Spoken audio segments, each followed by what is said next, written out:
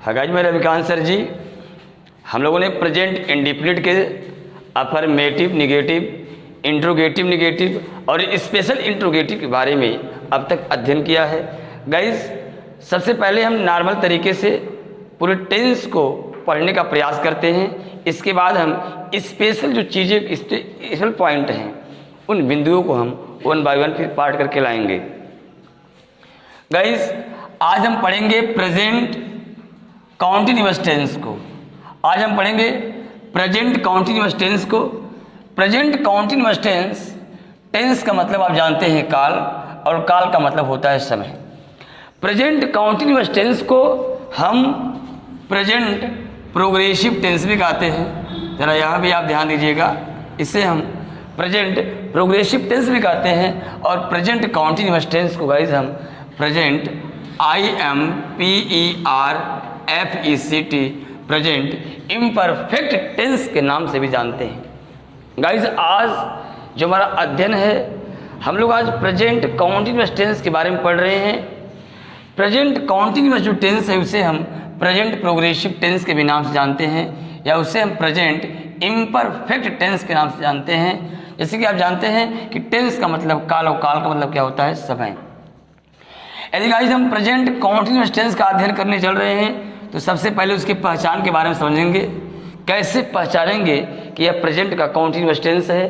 तो आपको बता दें, कॉन्टिन्यूअस का मतलब होता है रहा, रही, रहे। अगर सिर्फ कॉन्टिन्यूअस की पहचान की बात करेंगे तो सिर्फ कॉन्टिन्यूअस का पहचान होता है रहा, रही, रहे। और बात करेंगे है, हूँ, हो का, तो सिर्फ होता है यह प्रेजेंट का पहचान।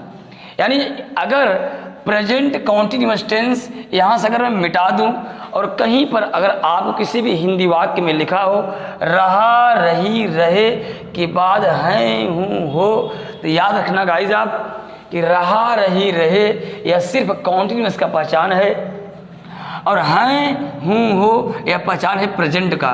तो जब दोनों मिलाएंगे, रहा है, रही है, रहे हैं, जब मिलाएंगे यानी रहा, रही, रहे के बाद जब हैं, हूँ, हो आएगा तो हो जाएगा प्रेजेंट कॉन्टिन्यूअस टेंस। इसका मेथड क्या है, इसका फार्मूला क्या है, इसका रूल क्या है? सबसे पहले हम रखते हैं वाक्य में सब्जेक्ट।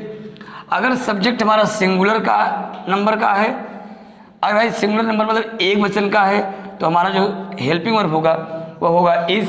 अगर सब्जेक्ट हमारा बहुवचन का है तो यहाँ पर रखेंगे हम एम। अगर सब्जेक्ट गाइस कि एक वचन के साथ प्रेजेंट कॉन्टिन्यूअस टेंस में एक वचन के साथ इज का प्रयोग करते हैं, आई के साथ एम का प्रयोग करते हैं, और बहुवचन में हम आर का प्रयोग करते हैं। यानी अगर बात करेंगे प्रेजेंट कॉन्टिन्यूअस टेंस के मेथड की, तो इसमें सबसे पहले रखते हैं सब्जेक्ट, और सब्जेक्ट के बाद is am are. Is am are के तुरंत बाद गाइज इसमें वर्ब का चौथा फॉर्म मतलब आईएनजी का प्रयोग करते हैं।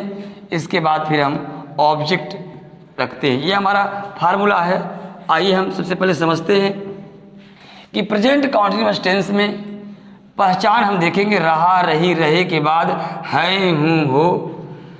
जब रहा, रही, रहे के बाद किसी वाक्य के अंत में आता है तो होता है प्रेजेंट कॉन्टिन्यूअस टेंस।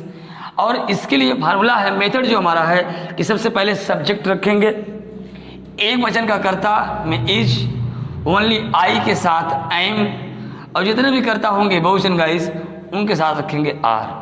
फिर वर्ब में लगाते हैं आईएनजी, इसके बाद रखते हैं ऑब्जेक्ट। आइए सेंटेंस के माध्यम से समझते हैं। एक एग्जाम्पल लेते हैं छोटा सा, और उसको फिर बड़ा करके देखते हैं कैसे हम सेंटेंस को बना लेंगे, इस पर ध्यान देते हैं। यहाँ लिखा गाइस मैं वह, यहाँ लिखा हुआ है पढ़ रहा है। बहुत ही इजी एग्जाम्पल के साथ शुरुआत करते हैं। इसके बाद इसी एग्जाम्पल को थोड़ा सा बड़ा कर बनाएंगे, लॉन्ग करके देखेंगे कि जो शब्दों को सेंटेंस में सही क्रम में रखने में दिक्कत होती है, वह भी जो डाउट है यहीं पर इसको आउट करने का काम करेंगे। वह पढ़ रहा है, किसी भी हिंदी वाले वाक्य को हल करना है। अब वाक्य के अंत में जाइए, रहा, रही, रहे के बाद यहाँ दिया है हूँ, हो। मैंने पहले बताया कि जब रहा रही रहे के बाद हैं हूँ हो आएगा तो वह प्रेजेंट कॉन्टिन्यूअस टेंस होगा। उसमें एक सब्जेक्ट के साथ मतलब कर्ता के साथ एक वचन में इज, आई के साथ एम और बहुवचन में आर का प्रयोग करते हैं। फिर गाइस वर्ब में आईएनजी लगाते हैं। इसके बाद ऑब्जेक्ट या जितने भी शब्द कंप्लीमेंट जो शब्द आते जाएंगे हम रखते जाएंगे बारी बारी से। वह पढ़ रहा है लिखेंगे वह का मतलब ही आपका एक वचन करता है गाइस तो लगाएंगे हम यहाँ से इज।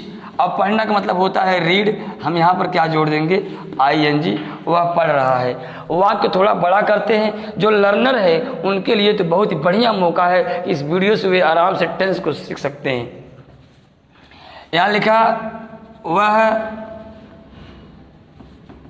एक कहानी पढ़ रहा है। गाइस यहाँ पर वाक्य थोड़ा सा बड़ा किया, वह पढ़ रहा है तो हम लोगों ने वह का ही लिखा, ही एक वचन करता है तो इज लगाया और पढ़ना मतलब होता है रीड, जोड़ दिया उसमें आईएनजी नियम से। अब गाइस यहाँ पर वह एक कहानी पढ़ रहा है, थोड़ा वाक्य बड़ा किया है। पहले किसी भी वाक्य को हम तोड़ेंगे, छोटा बनाएंगे और तय करेंगे कि पहले किसकी अंग्रेजी लिखनी है। वह पढ़ रहा है, क्या पढ़ रहा है एक कहानी, तो पहले वह की लिखेंगे अंग्रेजी ही। और आप जानते हैं ही एक वचन है तो लगाएंगे इज, ही इज।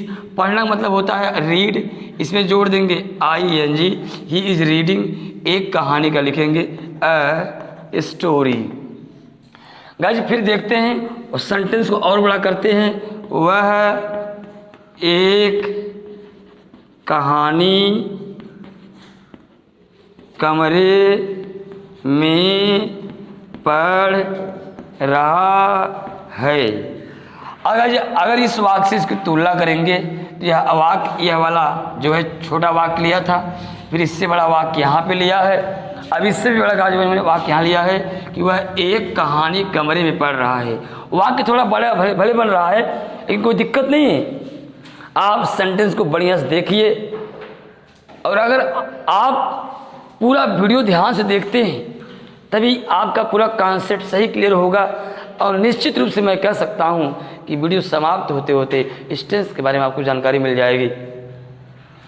अब पहले इस वाक्य को हल करने पहले वाक्य बढ़िया से पढ़िए आप। वह एक कहानी कमरे में पढ़ रहा है, रहा रही रहे के बाद यहाँ दिया है हूँ हो, और जब रहा रही रहे के बाद है हूँ हो आएगा इस, तब वह प्रेजेंट का कॉन्टिन्यूअस टेंस होगा। नियम में एक वचन के साथ इज, आई के साथ एम और बहुवचन में आपको आर लगाना है। फिर वर्ब में आईएनजी और रखना है आपको ऑब्जेक्ट। जैसे वह पढ़ रहा है, क्या पढ़ रहा है एक कहानी पढ़ रहा है, कहाँ पढ़ रहा है कमरे में। आप ऐसे ही बात क्लियर कर लीजिए, पहले लिखिए वह पढ़ रहा है, लिखिए वह मतलब ही। गाइज एक वचन करता है तो लगा लेंगे इज। अब पढ़ना मतलब होता है READ रीड, इसमें जोड़ेंगे क्या जोड़ेंगे हम नियम से आईएनजी, ही इज रीडिंग। क्या पढ़ रहा है एक कहानी तो लिखेंगे अ स्टोरी। कहाँ कमरे में तो in the ROOM room. Guys sentence को ध्यान से पढ़ करके वाक्य को आप पहले उसको आप देखिए कि क्या क्या पहले लिखना है, वाक्य को तोड़ लीजिए, इसके बाद आसानी से आप सेंटेंस रख के बना सकते हैं। आज हम लोगों ने प्रेजेंट कॉन्टिन्यूअस टेंस के बारे में सीखा है, जिसे प्रेजेंट प्रोग्रेसिव टेंस भी कहते हैं या प्रेजेंट इम्परफेक्ट टेंस के नाम से जानते हैं। टेंस का मतलब होता है गाइस काल, काल का मतलब होता है समय। इसका पहचान है कि रहा रही रहे के बाद हैं हूँ हो। यदि किसी वाक्य के अंत में आपको रहा रही रहे के बाद है हूँ हो दिखाई पड़ता है तो निश्चित रूप से जो सेंटेंस है उसका जो टेंस होगा वह प्रेजेंट का कॉन्टिन्यूअस टेंस होगा। जो उसका मेथड है नियम बनाने का, सेंटेंस को हल करने का, अनुवाद करने का, वह पहले सब्जेक्ट करता एक वचन का तो इज, आई के साथ एम और बहुवचन लगाते हैं आर, फिर वर्ब में आईएनजी, इसके बाद रखते हैं ऑब्जेक्ट। यहाँ लिखा वह पढ़ रहा है, रहा रही रहे के बाद हैं हूँ हो, तो निश्चित रूप से जब रहा रही रहे के बाद हैं हूँ हो तो यह प्रेजेंट का कॉन्टिन्यूअस टेंस हुआ। तो क्या करेंगे पहले वाक्य को हम तोड़ते हैं। वह पढ़ रहा है तो वह का ही है, वह पढ़ रहा है ही करता आपका एक वचन है तो लगा दिया इज, पढ़ना का मतलब रीड, जोड़ दिया आईएनजी रीडिंग। यहाँ पर वह एक कहानी पढ़ रहा है, थोड़ा वाक्य लंबा हुआ है, यहाँ पर सब्जेक्ट वर्ब ऑब्जेक्ट सब कुछ है। वह पढ़ रहा है एक कहानी, वह का मतलब ही ही करता गाइज एक वचन का है तो लगा दिया मैंने इज। पढ़ना मतलब होता है रीड, जोड़ दिया ING, एक कहानी ए स्टोरी। उसी प्रकार से वह एक कहानी कमरे में पढ़ रहा है तो लिखा he is reading a story in the room. अगर गाइज यही लिख दें कि वह एक कहानी कमरे में रात को पढ़ रहा है, थोड़ा सेंटेंस बड़ा हो जाएगा। आपको दिखाते हैं, यहाँ से इसको इरेज करते हैं गाइज, थोड़ा और बड़ा वाक्य बना करके थोड़ा सा आपका डाउट क्लियर करते हैं। इसे वाक्य लिखा है कि वह एक कहानी कमरे में अपने भाई और बहन के साथ रात को पढ़ रहा है। देखिए कितना बड़ा वाक्य हो गया, पूरा वाक्य आप अच्छे से देखिए। वह एक कहानी कमरे में अपने भाई और बहन के साथ रात को पढ़ रहा है। सर इतना बड़ा सेंटेंस तो हमको आएगा ही नहीं। सर इतना बड़ा सेंटेंस कैसे आएगा? आपको नहीं डरना है। आप यही कहते थे ना सर हम सेंटेंस को हल कर लेते हैं, लेकिन बड़ा सेंटेंस सर हल नहीं कर पाते। आज आपको सबसे बड़ा सेंटेंस हल करके दिखा रहे हैं। वह पढ़ रहा है, पहले वाक्य को आप तोड़िए। वह पढ़ रहा है, रहा नहीं रहे के बाद है हूँ हो, मतलब यह जो सेंटेंस है इसका टेंस जो है वह प्रेजेंट कॉन्टिन्यूअस टेंस है। मतलब इज, एम, आर और वर्ब में ING लगाना है आपको। तो गाइस यहाँ लिखा हमने वह, और वह करता आपका है एक वचन, तो लगाएंगे हम इज, ही इज। अब पढ़ना मतलब क्या होगा? रीड, तो क्या जोड़ देंगे यहाँ पर हम? ING। ही इज रीडिंग, वह पढ़ रहा है। क्या पढ़ रहा है? एक कहानी, तो लिखेंगे ए स्टोरी। अब गाइस समझिए सर इसमें कौन सा शब्द पहले लिखे, पहले आप तोड़ लीजिए, पहले आसान करिए कि वह पढ़ रहा है, फिर एक कहानी पढ़ रहा है, अपने भाई और बहन के साथ पढ़ रहा है, कमरे में पढ़ रहा है, और कहाँ गाइस? रात को। तो मतलब नंबर 1, यहाँ से number 2, number 3, number 1, number 2, number 3 यहाँ पर, और फिर नंबर 4 यहाँ पर, नंबर 5 यहाँ पे, या 6 यहाँ पे। ये दोनों आगे पीछे आपके कोई दिक्कत नहीं है। तो लिखा हुआ का लिखा ही, और ही करता एक वचन लगा दिया इज। पढ़ रहा है तो लिखा रीडिंग, एक कहानी का a story, he is reading a story, अपने भाई और बहन के साथ। तो लिखेंगे विथ हिज, विथ हिज के साथ का मतलब विथ, अपने मतलब हिज, क्योंकि ही के साथ हिज लगता है, तो विथ हिज, अपने भाई, with his brother and guys क्या लिखेंगे? And sister. कहाँ? कमरे में, लिखेंगे इन द रूम। और रात को गाइस, रात के पहले एट का प्रयोग करते हैं, एट नाइट। याद रखिएगा नाइट और मिडनाइट के लिए एट, मॉर्निंग, इवनिंग और आफ्टरनून के लिए गाइस इनका प्रयोग करते हैं।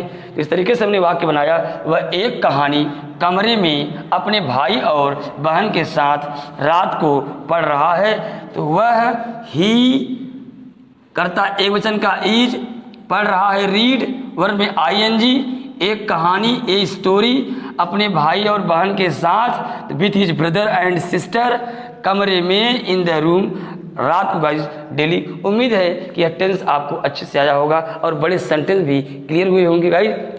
अगर आपको वीडियो पूरा समझ में आया हो तो आप निश्चित रूप से लाइक, शेयर, सब्सक्राइब नहीं भूलेंगे।